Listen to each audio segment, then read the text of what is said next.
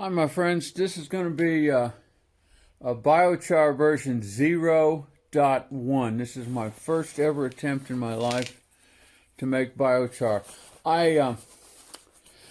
It's disgusting to think when I think how old I am and how ignorant I am at the same time. But I just found out about the existence or concept or value of biochar this past weekend, and I watched some videos on more or less how to make it. I'm not knowledgeable about this. So I bought a couple of paint cans.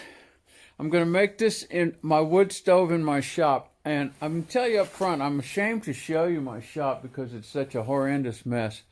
I'm not a neat housekeeper, and I just not. I'm stuck with that. What you're looking at there is a pile of various. Oops, there's a piece of ply in there, I think. Nope, that's not plywood. That's just a pile of various scrap woods from projects over the years. I have a box where I throw my scraps, and I picked through that box today, and I picked out a bunch of plywood, which I don't want in my biochar, and I cut it up in little pieces and I put it there, and that's going to be my a starter fuel, the fuel to drive the process. This is a really junky, really burnt out old wood stove. It's a number 240 Charter Oak Stove and Range Company, St. Louis, Missouri. Its insides are all burnt out. Its lip is burnt out. Its back is burnt out. It used to have a see-through door, but it blew out and somebody covered it with steel. So it's just a hunk of junk, but it was free. It was already floating around a farm here, and so it's become my heater for the wood shop, and it's really wasteful. It's just about as inefficient a burn and inefficient a heat transfer as you could imagine out of a device. That cinder block on the top, I just put that there today. It's been snaining or rowing or raining and snowing at about 33 degrees for much of this week, and as a result of that, all my firewood, which is stored outside, is just soggy. So during this burn, if it works out, I'm going to bring some firewood in and lay it loosely along the top of that cinder block in the hopes that it will dry without being so exposed to the heat that it ignites. This is all cut up pieces of plywood that were also in the scrap box. Now I'm going to use that plywood for my primary fuel on this process, because I don't want the glue in my biochar. I realize I'm putting the glue in the atmosphere. You know, I live in this toxic world along with everybody else, and I don't really know how to entirely free myself of it. This paint bucket that I bought, I didn't see this coming, but of course I should have, is coated on the inside with some kind of, probably an epoxy paint, some kind of plastic. And so that is going to wind up in my biochar. The only thing I can hope for out of it is that this first burn of biochar, that the char is able to absorb the toxins. You know, we live so completely surrounded by poisons, mostly produced by the application of extremely high energy levels, that it's hard to start at a 0 point.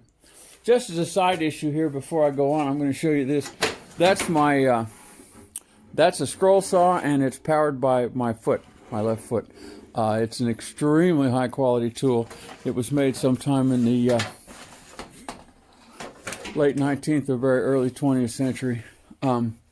If you can ever find one, I'd advocate you get one. You can do nicer work with it than you can with an electric scroll saw. There's an electric scroll saw there, hiding amongst the junk. Anyway, first thing I'm going to do is fill this can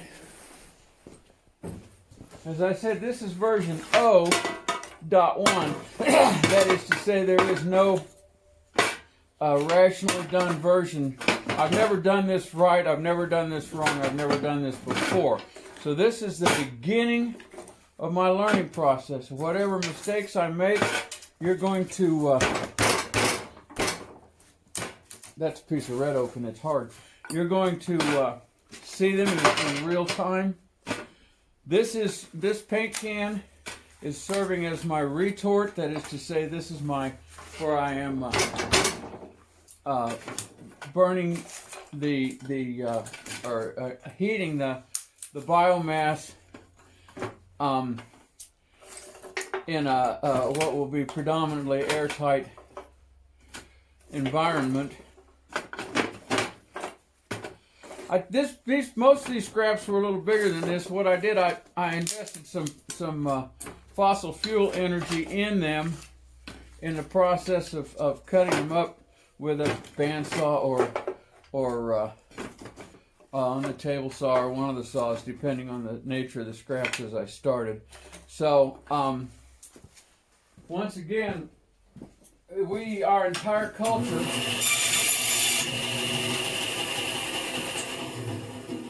runs on waste energy, and it's very difficult to avoid participating in the waste. If you think about it all the time, you can find opportunities to reduce waste, but it's not easy.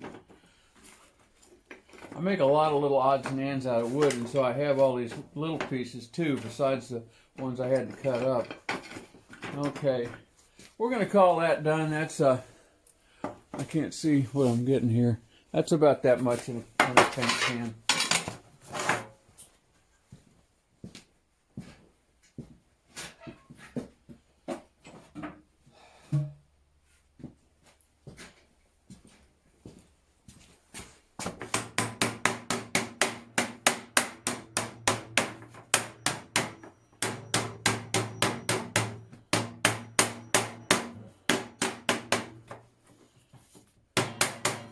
Okay, we don't have a hole in the bottom. We'll fix that here in a minute.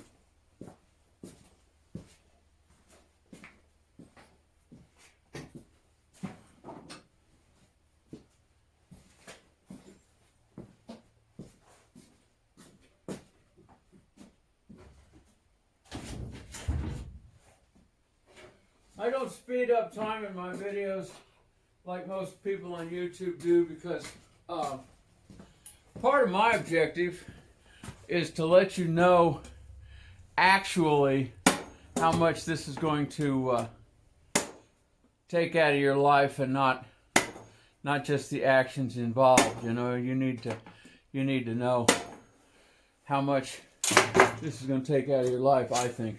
Okay, so those are my holes. That's how I'm going to let the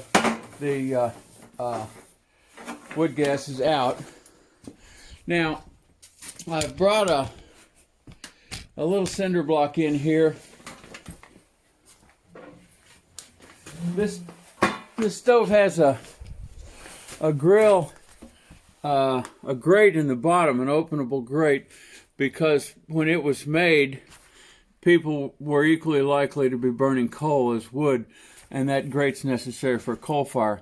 But for this process, I don't want my can standing on that grate, because I'm afraid that it would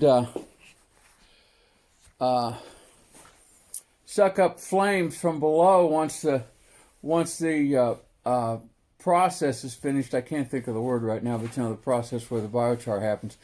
So I'm going to set a cinder block in there, just an old 2/3 of a cinder block, to provide a base for the can to sit on. And before I started the video, I tested that to make sure it will fit. I don't know, like I said,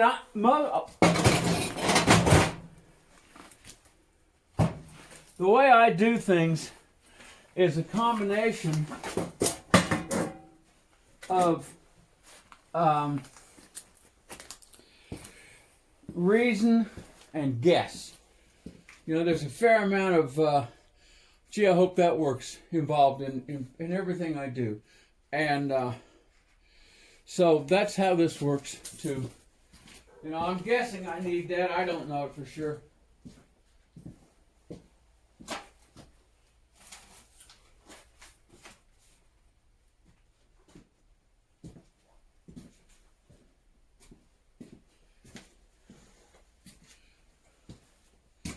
Richmond News from 2014. That's how I start my fires down here.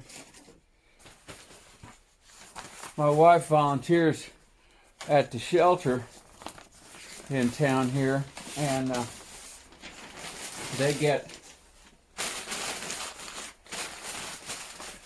need, you know, tons and tons of newspaper to absorb animal urine, and so the paper here in town just gives them bundles of unsold papers. So I filter off a few of those to come down here and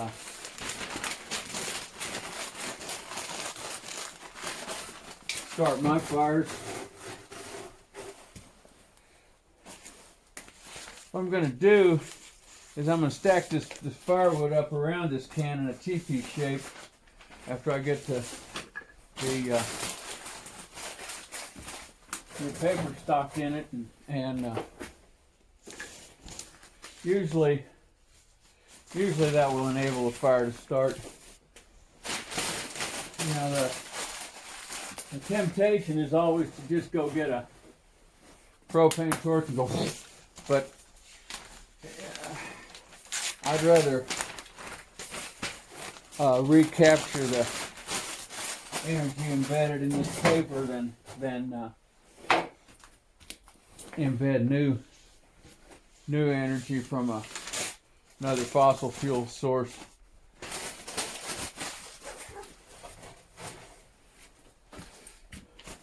These two big pieces here, a couple of hunks of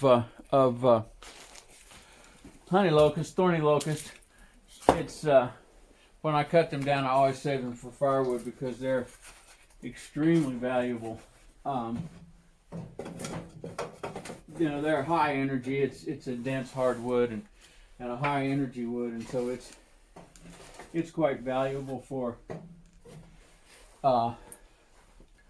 starting for firewood.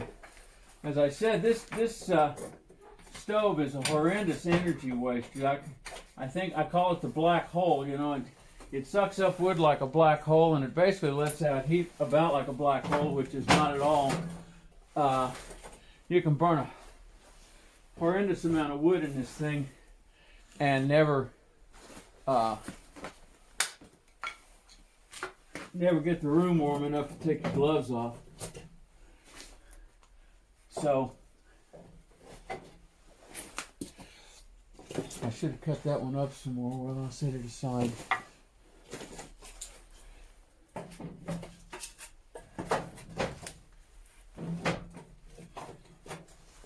Once again, let me remind you that I've never done this particular thing before. I mean, I built a lot of fires in this nasty little stove, but never for the purpose of making biochar.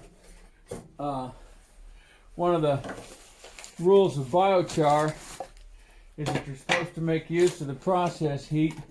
So if I can get this building halfway warm, that'll make use of my process heat. I can't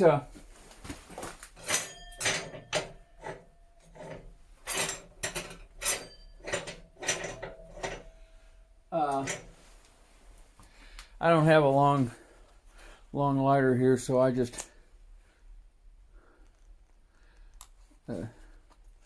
this is a red oak scrap off of something I made, and red oak's pretty hot stuff. It burns well if I can get it lit. This little lighter lives down here in this shop, and it's a butane lighter, and butane will barely evaporate at below freezing temperatures, so even getting the blasted lighter to burn in this environment is not that easy.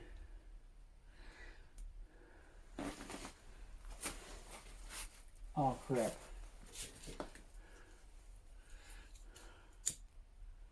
It's all energy.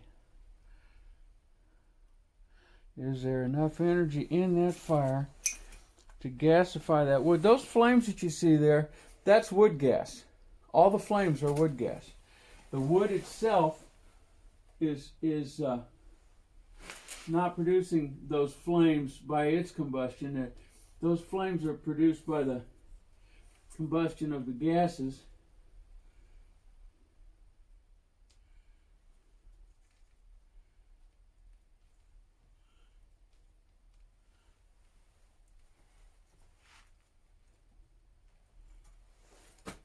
Okay.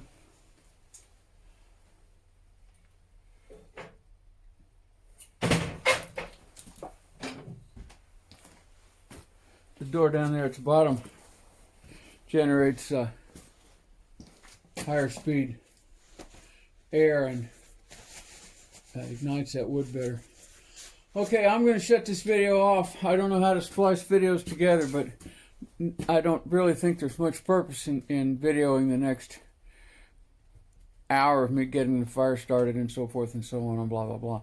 So I'm going to shut this video off. If I'm able to splice it together, I will make all one video of this process. Otherwise, I'll put it up on YouTube as a playlist, and you can, if you have the interest, you can work your way through the videos. That's all for now. Thanks. Okay, I believe I'm capturing some process heat here. You see the steam rising off those logs. Those logs are firewood. That's a cinder block stacked on top of the wood stove, and inside that is the pyrolysis chamber, the paint can retort. It took me forever to get the fire in there good and lit. I should have just gone ahead and used a torch because I wasted a lot of time.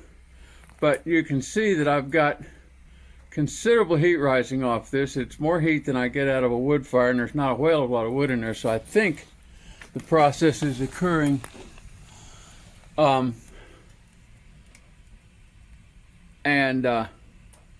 I really don't want to open it up and check on it to be absolutely certain, but that appears to be, like I said, I'm driving moisture out of those in the form of steam, and so that means there's a fair amount of energy hitting them. I don't know if you can hear it, but there's a hissing sound. And I don't believe that is the water coming off those logs. I believe that the pyrolysis gases are being driven off the paint can retort in there. Once again, I can't say for sure until we open this up. These are all just guesses. But it's not a sound that I often hear from this stove, and it's a sound that I'm hearing now. So, just observations. I'm pretty sure we got pyrolysis going in there. I had to remove one of my drying sticks because the radiated heat off the chimney had set it on fire. It's never been that hot on top here before. I had to space them out so they were farther from the chimney. You can see fire inside there, and there's not very much wood in there, and what is there would be burned away by now. I cut up a bunch of hunks of black locust, or honey locust. That's this. The lower of these three logs on top is honey locust, and the upper two are mulberry. I cut a couple of those honey locusts up in fist-sized chunks and threw them in there like lumps of coal. But this stove never makes this much noise on this little wood. So that's virtually got to be pyrolysis gases burning off in there. I should go out and look at the chimney.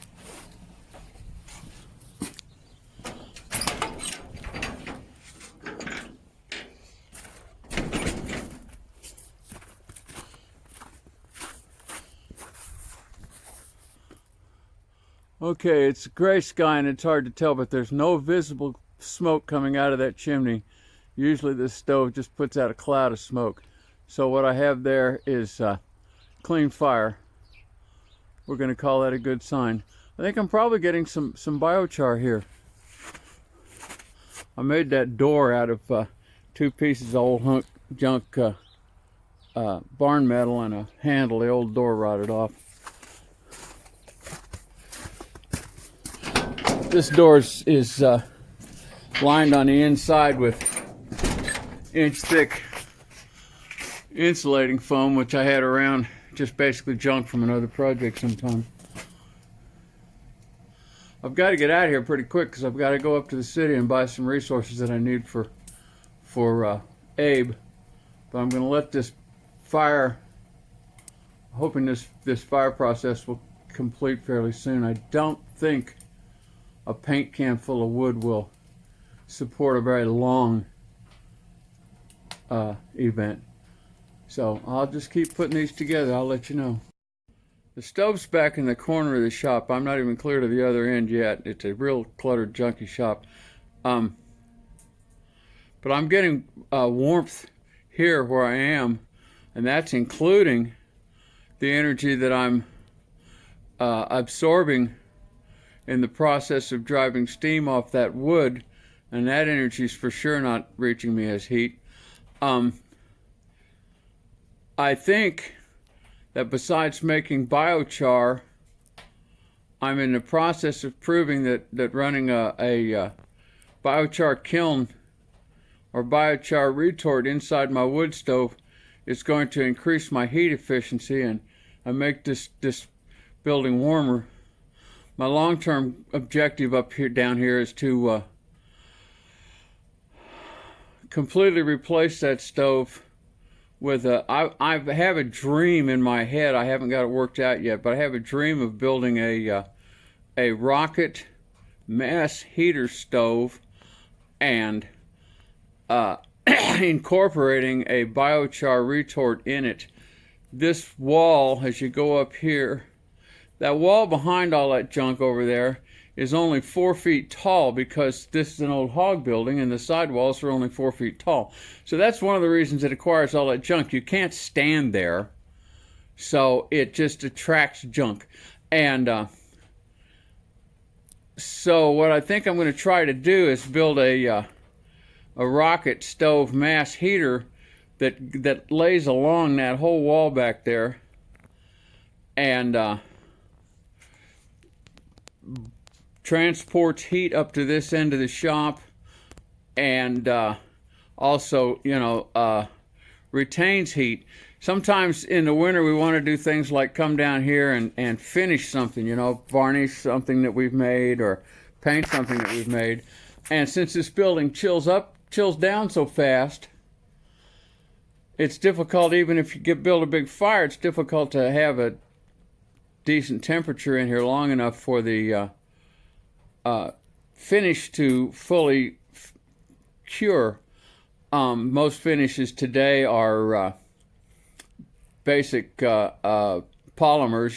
They're just molecules linking together. All your plastic finishes, plastic paints, and plastic varnishes are polymers, and that polymerization process slows way down in extreme cold. So if we could get a mass heater that would run all the way along that wall and just maintain the temperature in here, even in the 50s overnight, if something finished would be ready the next day. I brought that mulberry log there in as a piece of saturated wood. It's laying on this concrete block, catching process heat from the top of the wood stove, which has my biochar retort 1-gallon paint can inside it. And that wood has dried off a lot more than it would have off a normal or typical fire. This concrete block here is quite warm to the touch. I can still touch it, but it could get uncomfortable. And so that's also captured process heat because it's going to continue to release that energy into this room for a time after the process is over, and so we've captured that process heat for use in building warmth.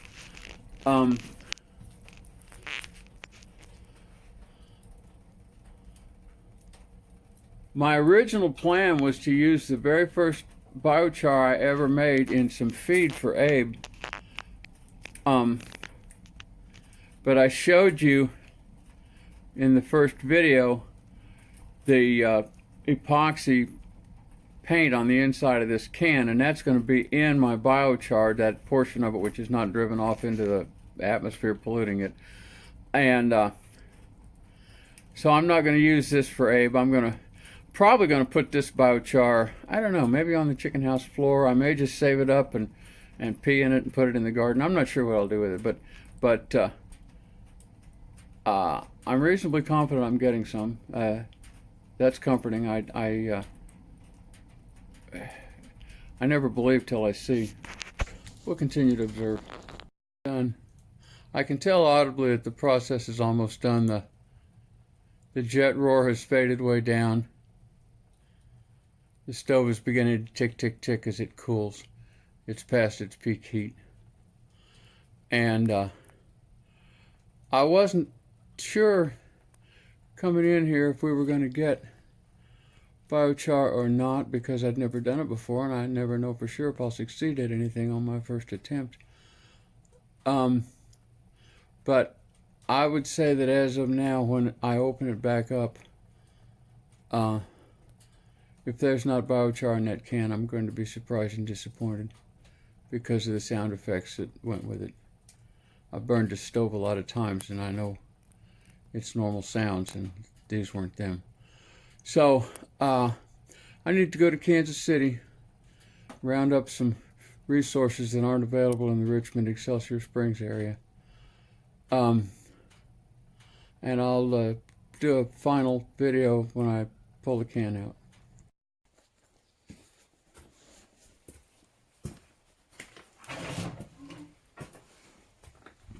The wood that I put in there for a heat source is gone entirely and completely. Perhaps burned out more cleanly than sometimes. Here's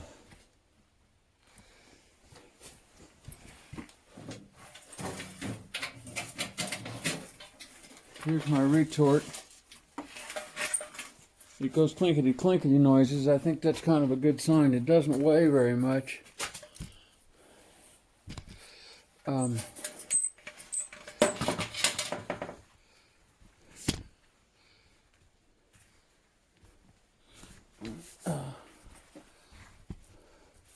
little more height here.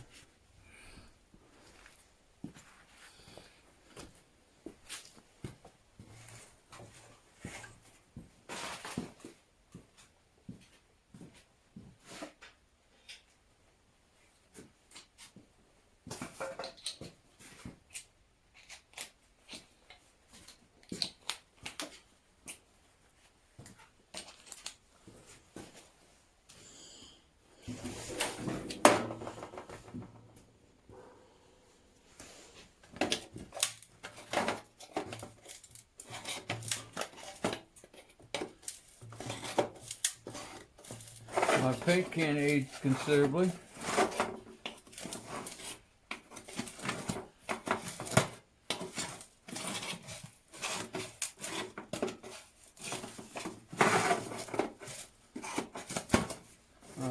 Complete.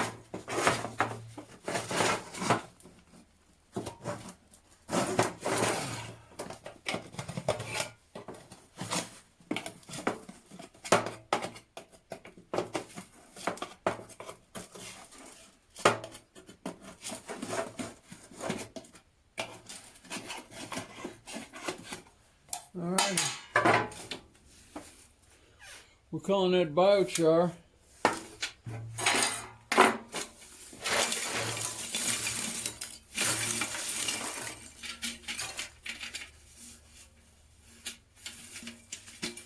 Alright, that's the first biochar I've ever built. That's what the inside of my can looks like. As you recall, it was coat it with some kind of epoxy. There's still some residue of the epoxy in there. I don't know if you can see it. I'll try to brush that out better.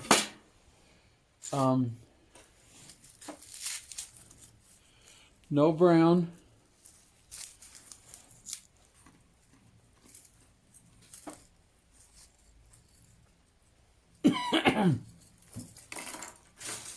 I'd say we succeeded.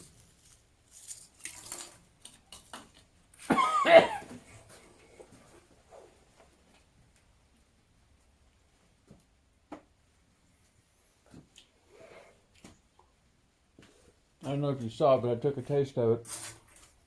Epoxy or not, has no taste. Very, very dry. Suck all the water out of your mouth in a heartbeat.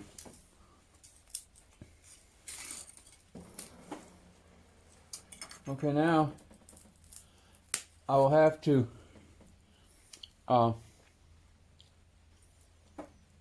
at, you can still see the grain, the lines of the grain in that wood.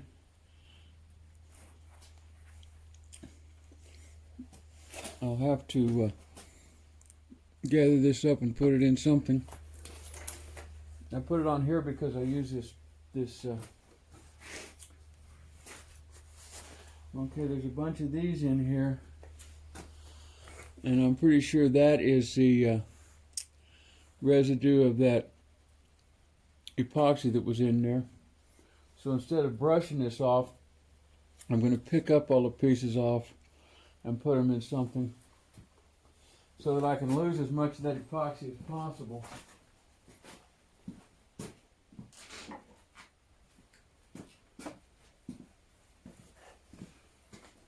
Because I'm pretty sure that's poison. A lot of everything we manufacture in our death economy is poison. So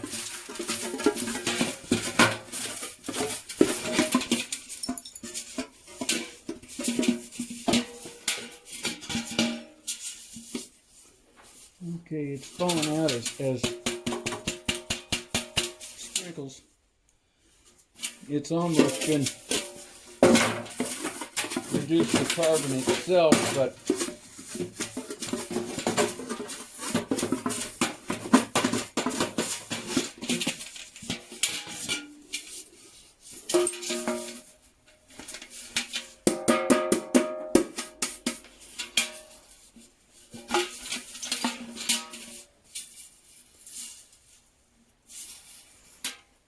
got it pretty clean. Alrighty.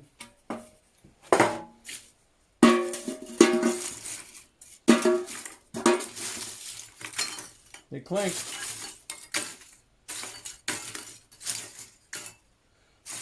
I'm going to call it good carbon.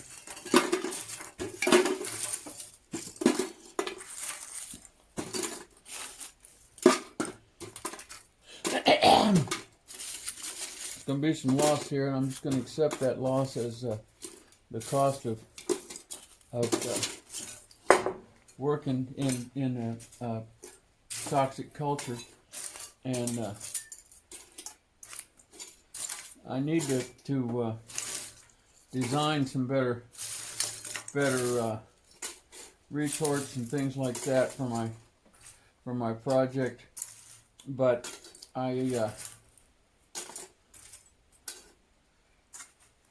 I'll get to that. Like I said at the beginning of the video, this is version 0.1. This is my first ever attempt. And so, pardon me, just a minimum level of success is entirely satisfactory. I'm quite pleased with this outcome. I got a lot of heat.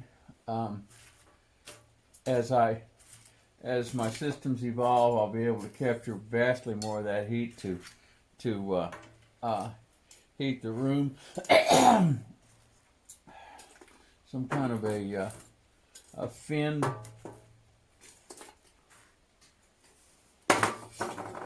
If you look at this, it's shiny like silver. That's a carbonized epoxy from the inside of the can. There's a little bit of good carbon still in that pile.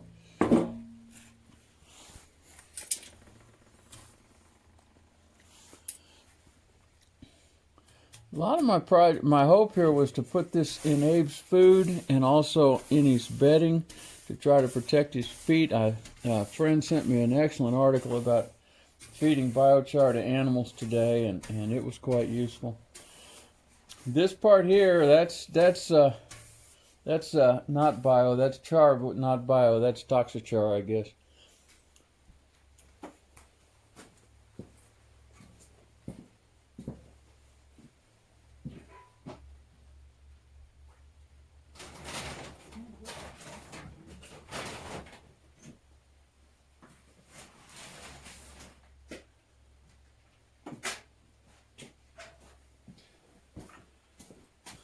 So we'll put the toxichar in the wastebasket and feed it to the toxiconomy. But I'm pleased. That's all I know. I'll let you know when I try to do something with it, how that went.